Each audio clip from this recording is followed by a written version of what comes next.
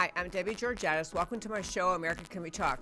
Today, we're going to talk about the insanity finding a new home, insanity, a new home at Google and the American Psychological Association, Spygate Part 2, rundown of the Green New Deal, and Nancy Pelosi and the State of the Union. Stay tuned.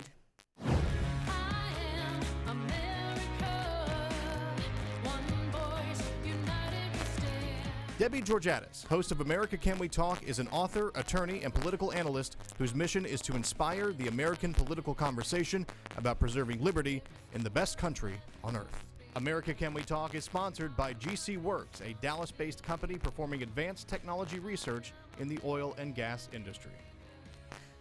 Hello again, Debbie Georgatos, and welcome to my show, America Can We Talk, and to today's First Five.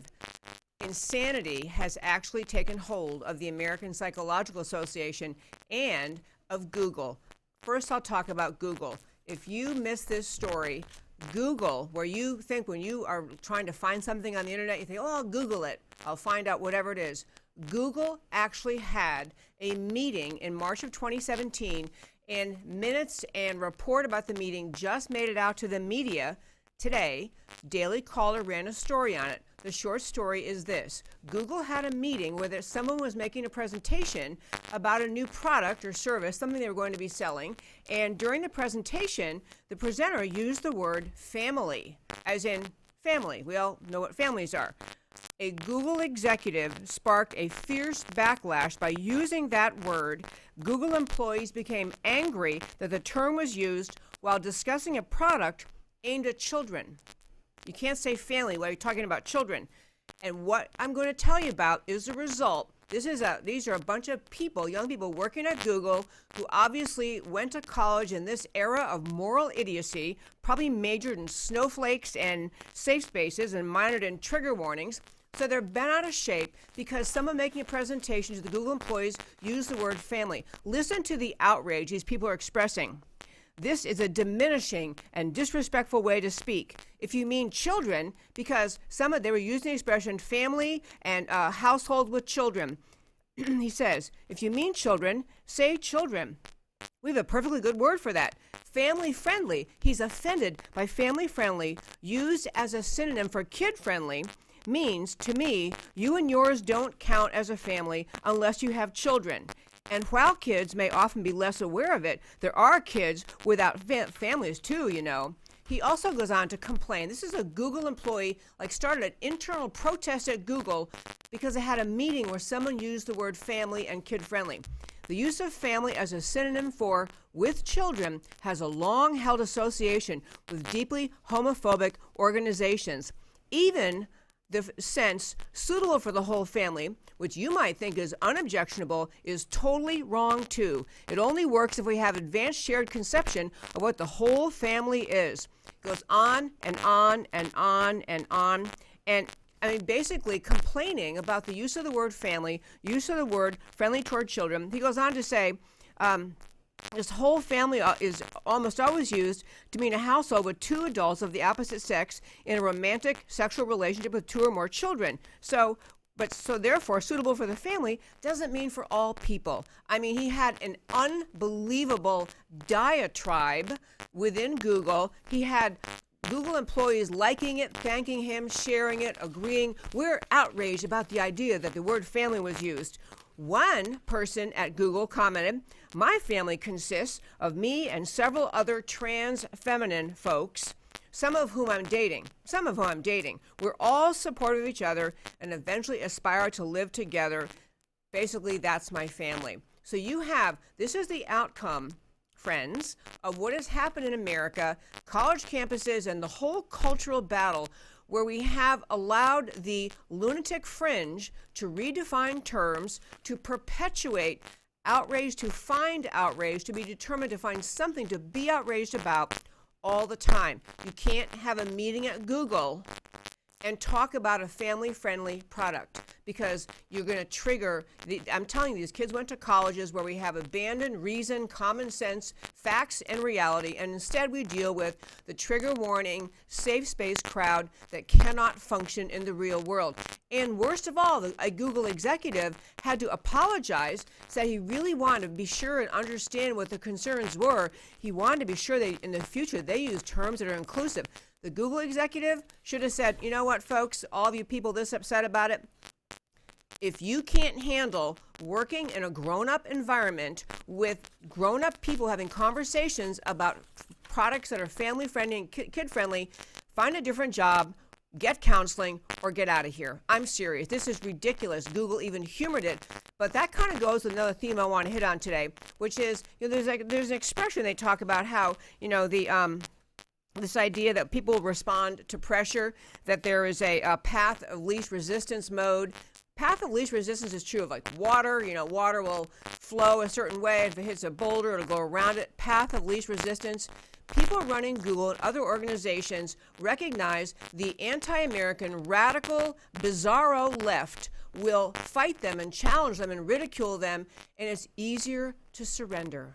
It was easier for the Google executive to take the path of least resistance and say to these incredible snowflake children working there, so sorry we offended you, don't worry, we'll figure out a better word, we want to be inclusive, instead of saying, you know what, you can't work here anymore if you can't function like a grown-up. But the problem is so much of the American left is so belligerent, so outspoken, so confrontational, so outraged, so angry all the time that our society simply surrenders to it. We capitulate. We say, well, okay, we didn't mean to say that. We're so sorry. Instead of saying, no, you don't get to redefine America. You don't get to redefine family. You don't get to redefine normal human terms in the workforce. Very similar story relating to the American Psychological Association, because we have the Me Too movement launch. We have now this toxic masculinity concept being talked about. And I'll talk about that more. But this particular story, not today, another day, but this particular story, there was a Wall Street Journal editorial written by a woman who's actually a practicing psychotherapist. And she was saying that she's seen an increase in depression in young men who feel emasculated in our society. This woman who wrote the Wall Street Journal piece is pointing out the American Psychological Association actually came out with new guidelines recently defining traditional masculinity as a pathological state, only likely to make matters worse. The APA guidelines go on to say masculinity should be demonized. They demonize masculinity rather than embracing the positive aspects of it. In a press release, the American Psychological Association said, traditional masculinity marked by stoicism, competitiveness, dominance, and aggression is on the whole harmful. It actually claims masculinity is to blame for the oppression and abuse of women. This is nothing less than the APA and other medical organizations have done it too, other corporations have done it too, taking the path of least resistance as the American left pummels everything good, normal, moral, healthy about America, pummels it. It's easier to surrender and redefine masculinity, to claim that what everyone knows we need, real bad thing. Folks, the grown-ups in this country better start taking charge. I'm Debbie Georgatos. This is my first five. We come back from the little break here. We're going to be talking about I'm going to do my Spygate Part 2 following on yesterday's talk. Come right back.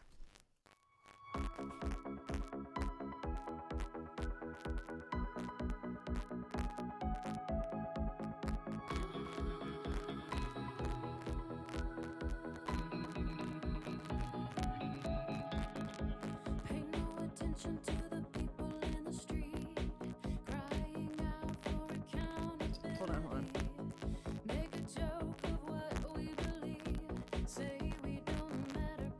And welcome back to America Can We Talk.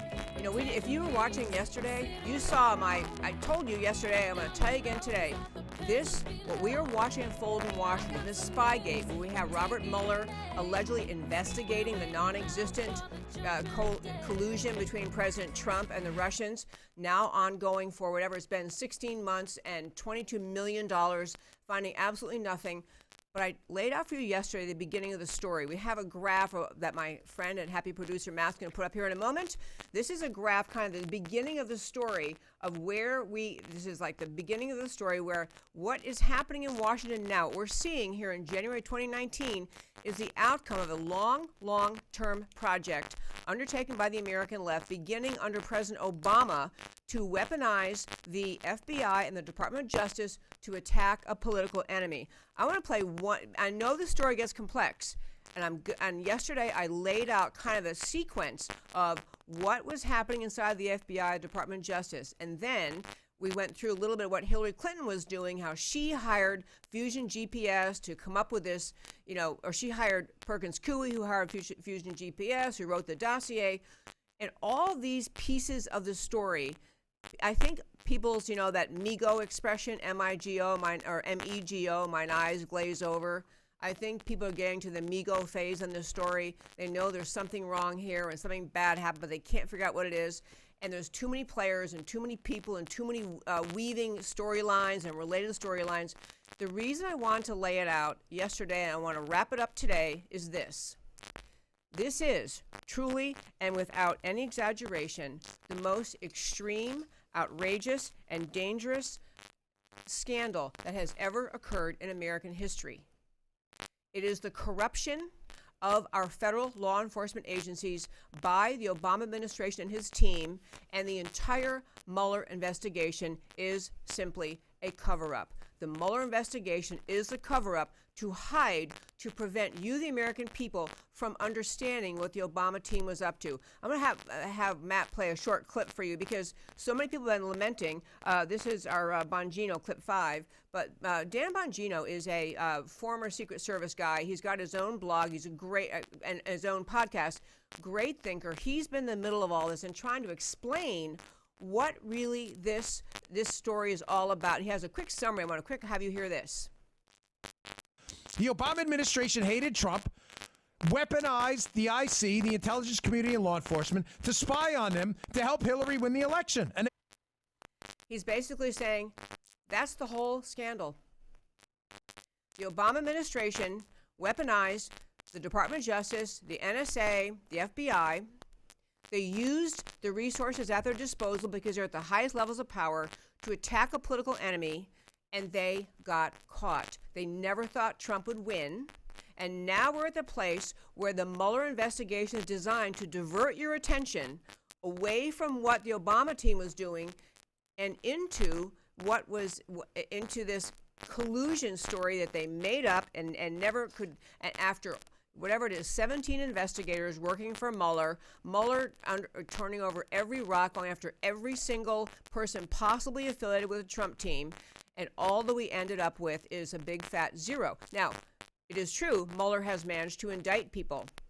He's managed to get some convictions or some guilty pleas, but none of those indictments, none of the convictions, none of the guilty pleas have anything whatsoever to do with the with Trump-Russia collusion. Nothing at all. They are simply and solely and only the efforts that Mueller has made to get at Trump, to cause the public to think something was wrong with what Trump was doing. And it was really, I do encourage you to go to Dan Bongino's podcast, too. You can go see them on YouTube. He's laid out this story, and in fact, it's in his new book, Spygate. He's tried to lay out all the pieces.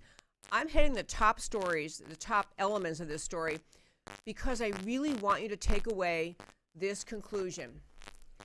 If we do not get to the bottom of both what happened inside the FBI, who was responsible, who okayed it, we are going to leave our country more like a third world banana republic than like the country America is known to be, a country that a republic where we have the peaceful transfer of power.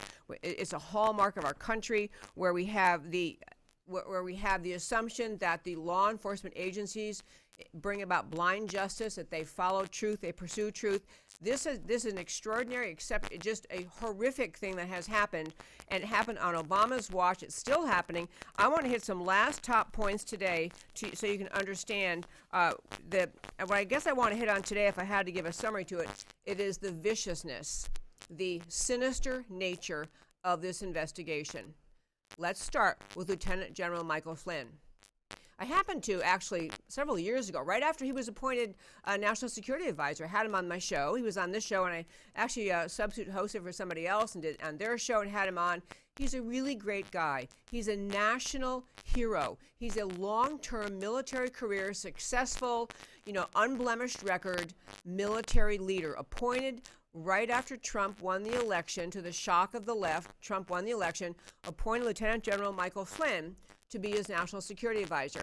Within days of that appointment, Lieutenant General Michael Flynn, was questioned at the White House by one of the lead bad guy players inside this whole thing, Peter Strzok, and another FBI agent, and they questioned him, Lieutenant General Michael Flynn, about a conversation he had with the Russian ambassador. Now, unbeknownst to Lieutenant General Michael Flynn, this was in this ongoing spying the Obama team had done against many innocent Americans. Part of that spying had included the spying on Lieutenant General Michael Flynn, having his exact words, having secretly recorded them, having transcribed them. So as Strzok is sitting down, Peter Strzok is sitting down to talk to Lieutenant General Michael Flynn, saying, tell us about your meeting with this Russian ambassador, Strzok already has the entire conversation. He knows what was said. So, and Lieutenant General Michael Flynn does not know that Strzok and the government know what was said. So Flynn, is answering the questions. They go back and forth, answering questions. What did he say? Talk about this? Did you talk about that? Yes, no, yes, no. Well, after that interview, the people who interviewed him, both Peter Strzok, who's been a bad actor in this case, and the other FBI agent with him, both submitted their, I think they're called their 302s, but their summary of the interview. Both of them said he appeared to be telling the truth. We do not think he was lying. He appeared to be saying exactly what he thought was true. They both reported that. As it turns out, part of his answers were not consistent with the recording that had previously been made. So that because it is actually a crime, it's a felony to lie to the FBI, even if you're not under oath. Even if you're just answering questions, it's a felony to lie to the FBI. Now, I will say, understanding a little more about the law, I'm going to throw one little legal twist in here. They were not interviewing Flynn to try to get at, what really is happening here. Do we have a problem with Trump-Russia collusion? They were targeting him. They were interviewing him as a possible person to be investigated and criminally charged, but he didn't know that.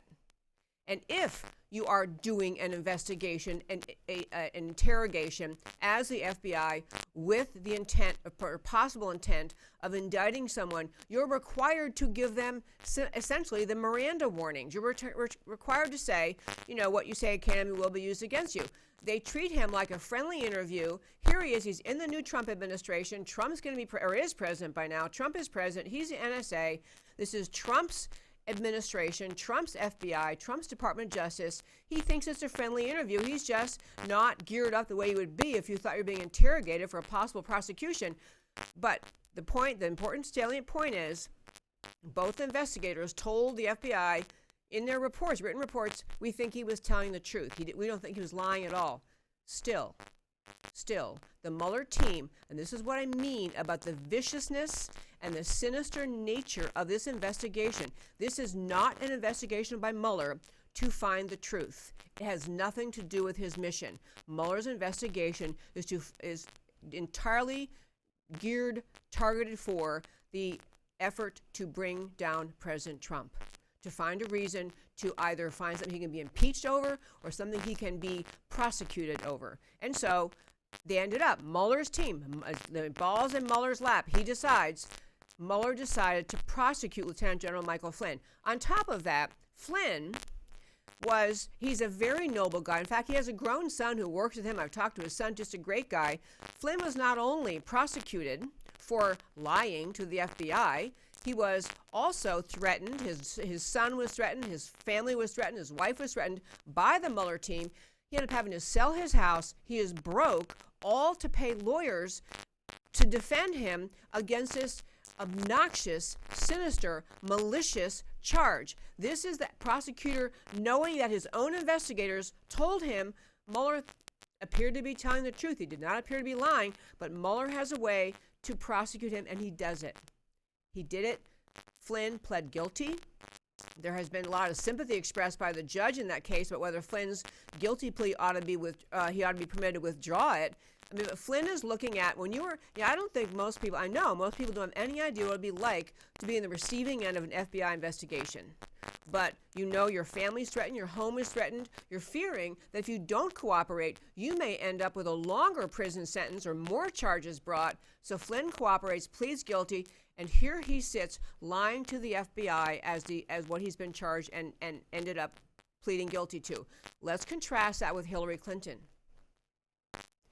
Hillary Clinton lied over and over and over about the homebrew server, lied about whether she was receiving confidential information over that server, classified documents, classified information, lied about that, lied to the public over and over and over and over, was permitted to go to an FBI interview with assistance, with her, she was treated like a queen by the FBI. She clearly violated federal law 4 different ways, in specific laws, even if you don't count anything else that she did, 4 federal crimes Hillary unquestionably committed.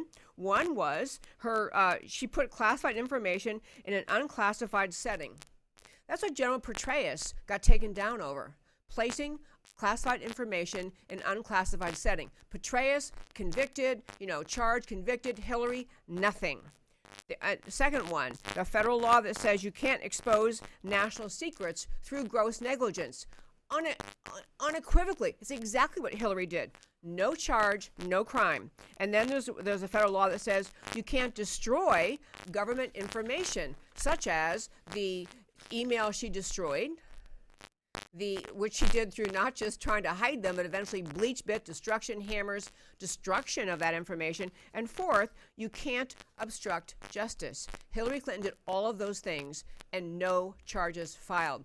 And I'm getting all this laid out to say that the reason there's so much anxiety on the conservative side over the Mueller investigation is because it's not just that it is a cover-up of what Obama was doing, querying the NSA database, unmasking people, spying on political enemies, as Dan Bongino said, using the ability of the National Security Agency to spy on his political enemies, clearly illegal, clearly unethical. Nothing happens, and yet we have on the Mueller side of things, the prosecutions he's engaging in, we have his conduct in prosecuting Flynn. I want to mention one other person involved in the Mueller prosecutions, and that is Paul Manafort. Now, Paul Manafort, apparently not in any way related to Trump-Russia collusion, but he was charged with things that he apparently did that had not anything to do with the presidential campaign, the Trump team, but things he did in his business life that related to hiding tax assets, whatever it was.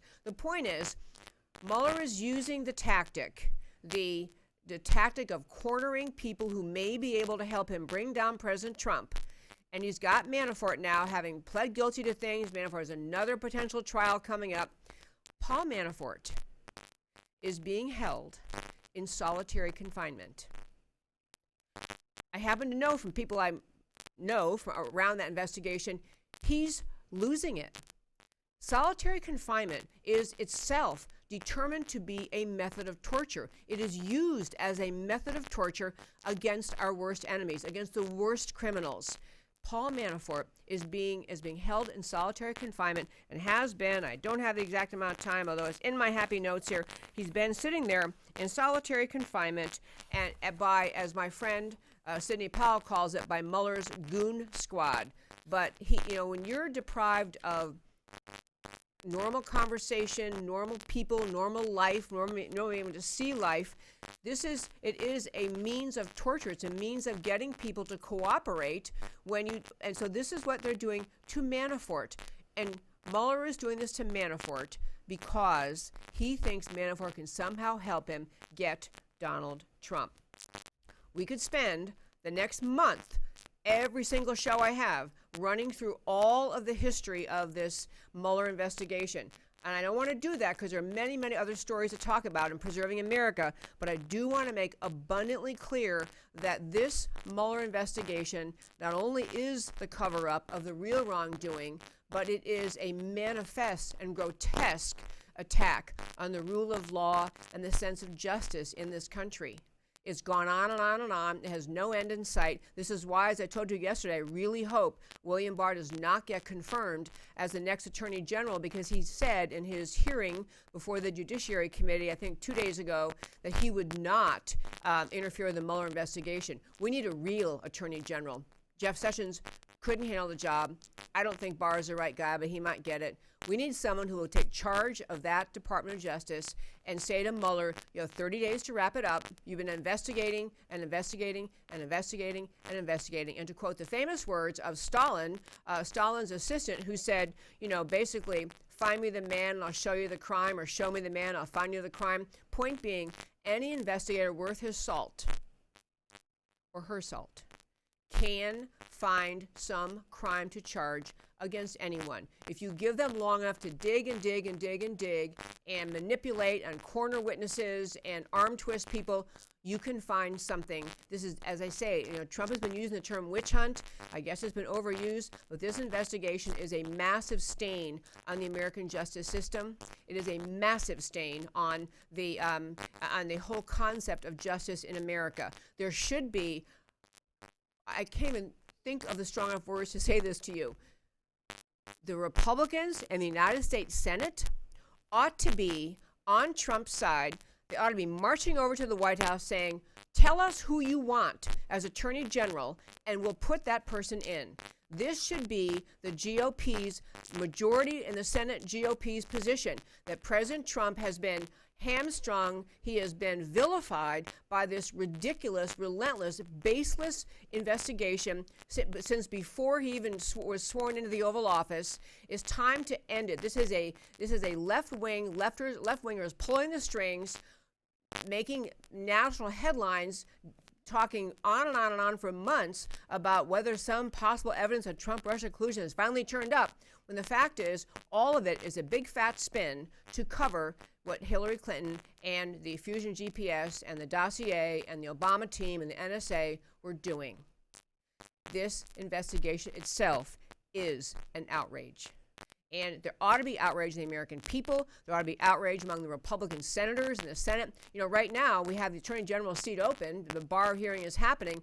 Well, whoever takes charge of the U.S. attorneys, of the Department of Justice, who is going to be the Attorney General, is the only person beside Trump who can get this investigation under control, who can say enough is enough, we're not going to play this game with you. And that's why we need a really strong person. And it's honestly very, very, very troubling that the GOP majority in the Senate is not simply putting through whatever Trump wants. Apparently, I don't think, actually, by the way, someone Facebook messaged me after the show yesterday, said, why would Trump have nominated William Barr if he's got these incredible personal connections and fondness of Mueller? I think the answer is, I think that the President Trump didn't have a lot of choices of people that he could be sure the Senate would confirm. And this is what I'm very frustrated, disappointed with the Republican majority in the Senate, because their position should be, we're the Republicans, we have a Republican White House, and we're going to help the president get someone in to get this Justice Department back under control, back under the rule of law, and end this relentless Mueller witch hunt. I could do a lot more on this, but I want to turn to a couple other stories today that are just kind of on my mind. And but I urge you to stay tuned to this story. Do not get tired of hearing about it. Do not get thinking, well, it's about over. Whatever is going to happen is going to happen. We cannot have that attitude. We have to be on the offense on this issue, because the left will never let it go. They see it as a way to bring Trump down, or at the very least to minimize Trump's ability to get his agenda done. This is all about destroying the Trump agenda, making him unable to do what he promised his voters he would do. This is why it must be fought. Okay, next story I want to hit today, and that is, I don't know if you saw this story, but there was yesterday on this show, we had a guest. And if you didn't hear the interview yesterday, I really urge you to go back to yesterday's show and listen to it. His name is Sterling Burnett. He's with the Heartland Institute. And he was breaking down for us what is in Alexandria Ocasio's Green New Deal. The Green New Deal is the, her big, and you think it's just about the environment and, green, everybody's green, we're trying to save America, blah, blah, blah. And I did not know until I had him on yesterday. I knew that the bill was extreme in its environmental aspects. It was, extreme in terms of the kind of changes that she's trying to bring to our country as alleged fixes to the alleged problem of global climate change. But really what we have in this bill, this Alexandria Ocasio-Cortez's bill, is far, far worse than just an environmental bill. And I'm going to read you, and actually this is the kind of thing I wish I had made bullet points to tell you what's in this bill. This bill, our guest yesterday was not even slightly exaggerating when he said the Green New Deal is simply the socialist/communist takeover of America. It is nothing less. You think this bill is about the environment. She said it was about the environment. It's about, wanting to have, clean air, clean water, good environment. Who can be against that? Let me tell you what else is in this bill. On the environmental part, to start with, all within 10 years, we're to go to where we have all clean energy, all natural resource, all natural energy, so only solar and only wind. So that means every one of you who drives a car, has a car, wants to have a car, there will be no fossil fuels available to drive your car. She's literally talking about making it impossible to continue to have fossil fuels available in America. Second, she's also on the environmental part, retrofitting, it calls for retrofitting every home. That means apartments, homes, every home.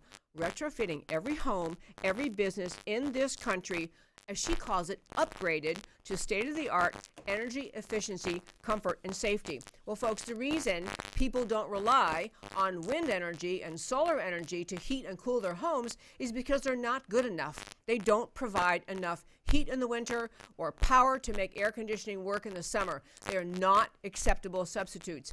But what she's saying is every home in the next 10 years will have that. And on top of that, the government will decide whether what you have in your home is okay. They will tell you what appliances you can own, what appliances you may not have in your home.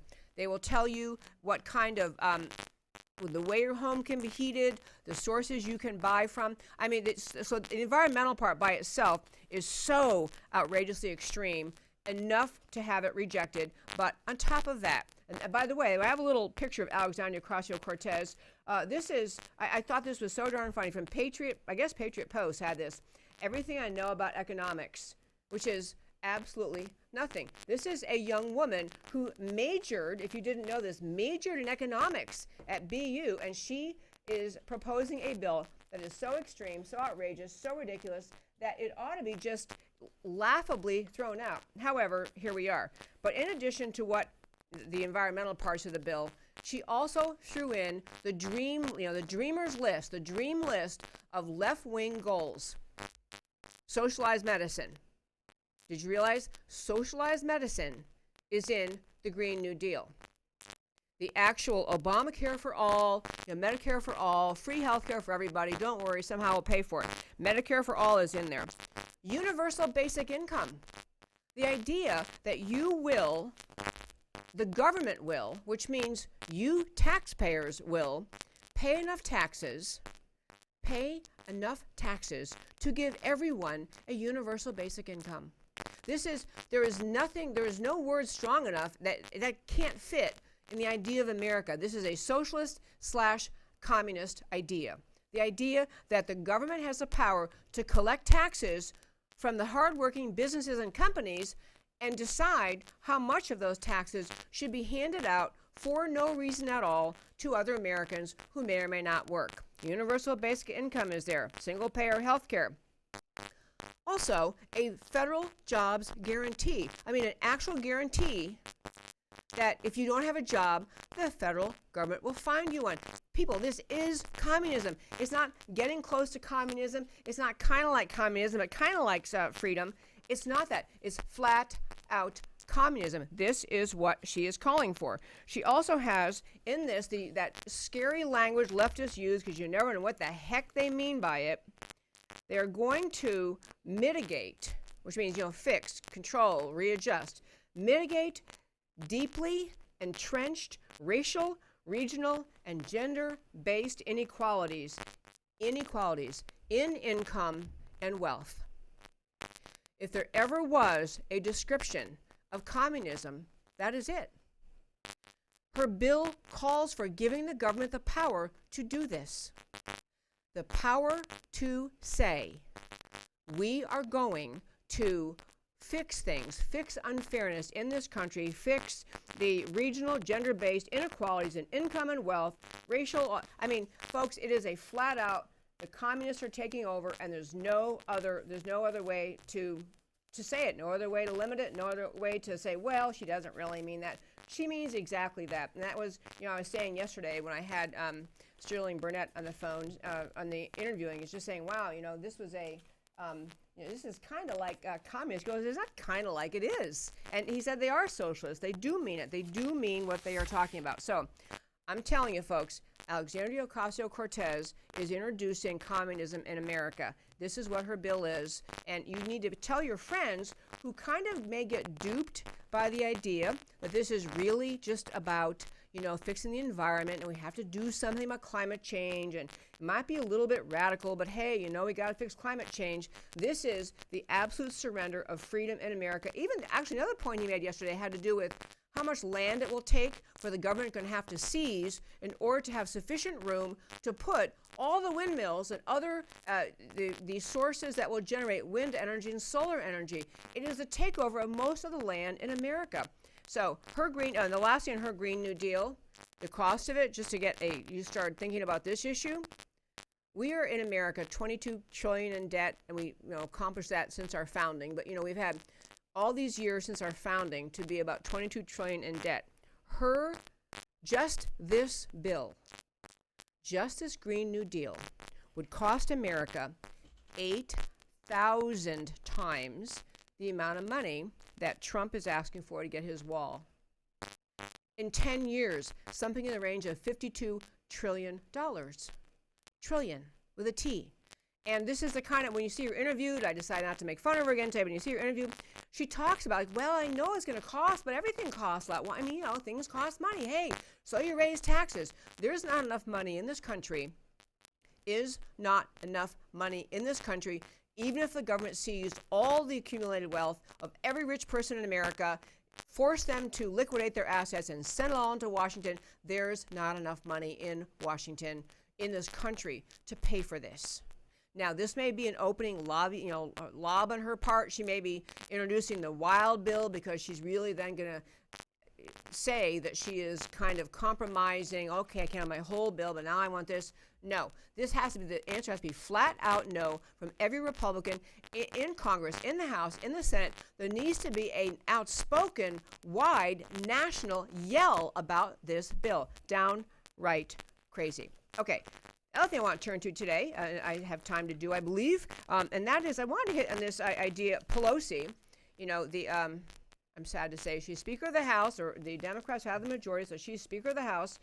Pelosi, sent a letter to Trump, I think yesterday or the day before, saying that she thought, in light of the fact that we have a shutdown, that he should not do his State of the Union address. I don't know if you knew she did that. But she announced that she sent him a letter, made it public, that she didn't think he should do the State of the Union address. Well, first of all, she said the reason was security, because we have a shutdown, so, we don't have enough people in the Secret Service, we don't have enough people in the DHS, we don't have enough law enforcement.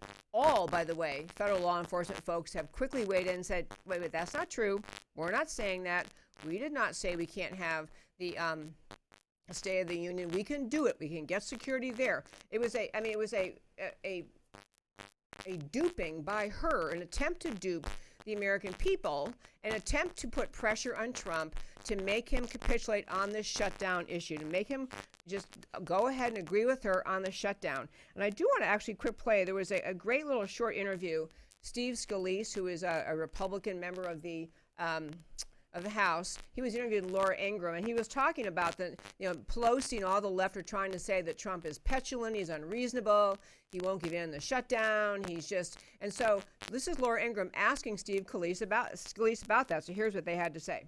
Laura, the left has become unhinged. And look, I've been in all those meetings in the Situation Room with Nancy Pelosi and Chuck Schumer, the top leaders in the House and Senate. In every single meeting, the president was not only calm, but he was putting options on the table to reopen the government while securing the border. Not one single time, Laura, did they ever put an alternative on the table. Not once. And so this has been going on for almost 30 days now. The president was there during Christmas waiting. Okay, I love that. First of all, I'll say a couple things. There is really an effort on the left to try to portray Trump. I'm sorry, I'm squirming. I'm trying to find a piece of paper, but I'm obviously not going to find it while I'm talking to you. But there was an effort by the left to try to portray Trump as so unreasonable and having a temper tantrum and won't cooperate and stomping out of the room. And Steve Scalise is saying, actually, no, that's not true. Didn't happen that way. Did not happen that way. So he's calling out Pelosi and the other team for their lies about, how terrible this has been and how Trump is being a baby. But I got to tell you, I think Trump is winning this battle about the border. I think he's winning the battle, and the polls are starting to shift. People are starting to realize that the Democrats have no interest in securing the border. They're starting to realize in part that they will do anything they can to make sure that Trump looks bad, that they don't give him his victory, his big issue he ran on, which is border security. They don't want to give him that victory. And so, okay, they're not going to do that. But I think a couple things are happening.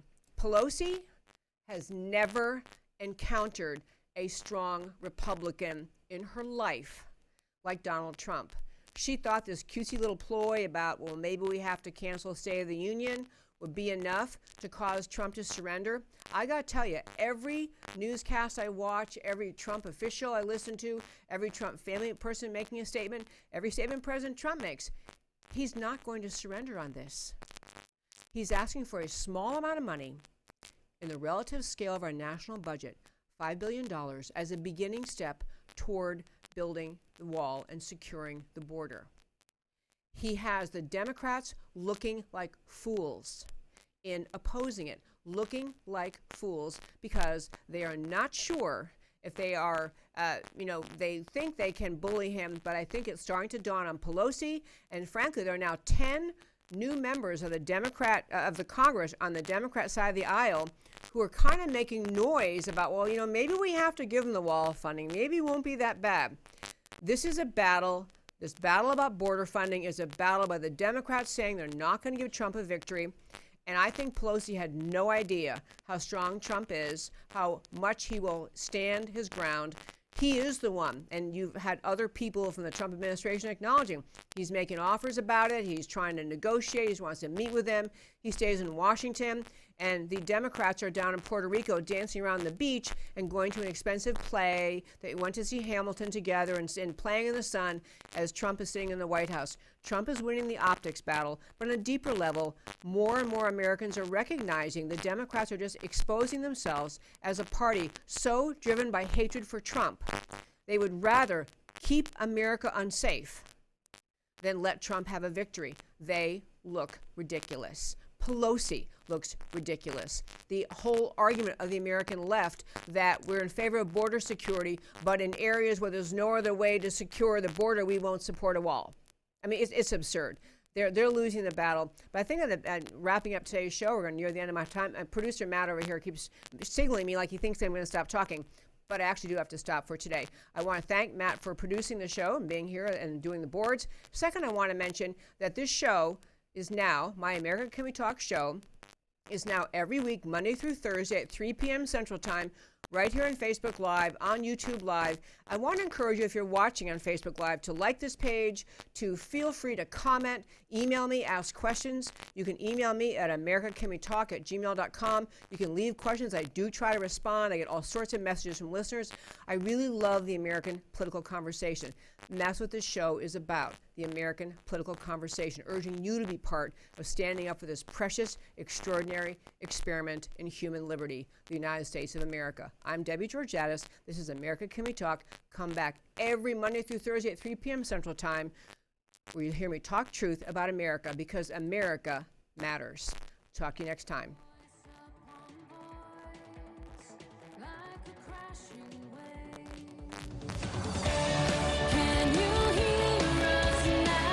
America, can we talk? Truth about America. Can you